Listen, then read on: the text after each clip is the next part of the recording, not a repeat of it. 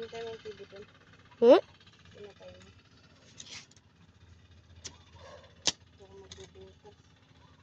Para may lagay ko yung poste na yung dito.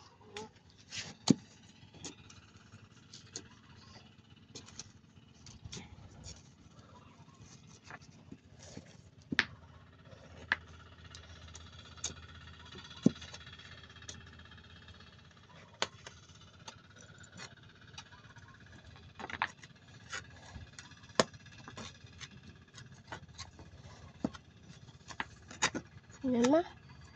Pwede yan. Ha? Bakit?